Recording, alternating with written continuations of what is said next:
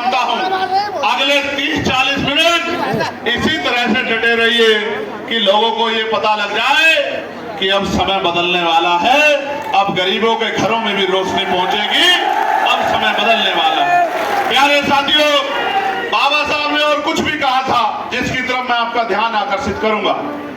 18 मार्च 1956 को उन्होंने कहा, अब मैं बूढ़ा हो चला हूं, बीमार रहता हूं, जहां तक लोगों को जगाना चाहता था ग्रामीण क्षेत्रों तक जगा नहीं पाया हूं।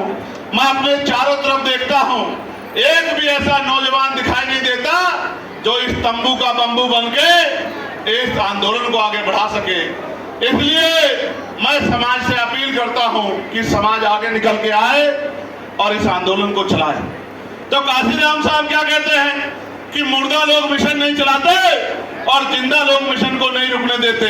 आज मैं आपको एक सच्चाई बताता हूं, क्या और लोगों की तरह मैं किसी दूसरे दल में जाके MP MLA नहीं बन सकता था? क्या बताओ ईमानदारी से? बन सकता था, नहीं बन सकता था? लेकिन क्या मैं वहां बाबा साहब अम्बेडकर और मान्यवर काशीराम साहब के विचारों का प्रचार प्रसार कर सकता था क्या भाई? आज तो हर कोई बाबा साहब की बड़ी सी फोटो लगाता है, लगाता है नहीं लगाता है? क्यों लगाता है पता आपको?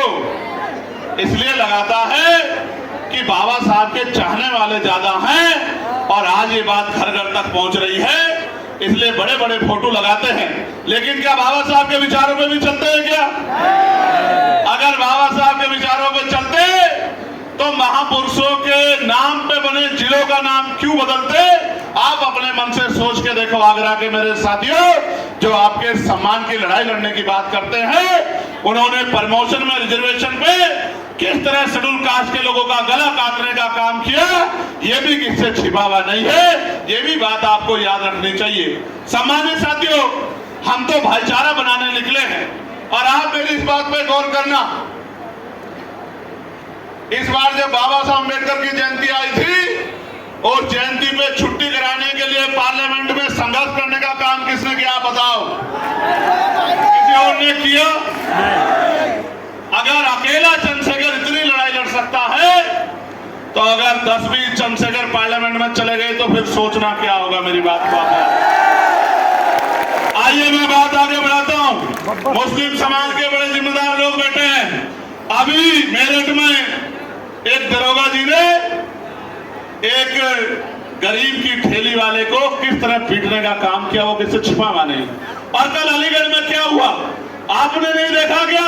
ये किसी के हम में अंदर हिम्मत नहीं है बोलने की, बताओ मैं भी अन्याय पर चुप हो जाऊं क्या? बताओ तो आप बताओ, अगर किसी ने अपराध किया है तो उसको कोर्ट सजा देगा, उसको पुलिस सजा दे, उसको पुलिस गिरफ्तार करके ले जाएगी।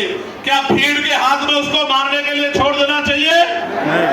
अभी तो आरोप भी तय नहीं हुए, पिछले कितने ऐसे आरोप लगे हैं और बाद में कोर्ट ने उस पूरे आरोप को गलत साबित करके उनको बाइज्जत बरी करने का काम किया है। वो बच्चे अपनी पर्ची दिखा रहे थे। ये जो बड़े बड़े मीट के कारोबारी हैं, आप ये फैक्ट्रियां पता करो कि ये मुसलमानों की है, दलितों की है, पिछड़ों की, आदिवासियों की है या 100 करोड़ अपर कास्ट के लोगों की, ये सारी मीट की फैक्ट्रियां हैं जहां दर जो है मीट का काम आगे बढ़ रहा है।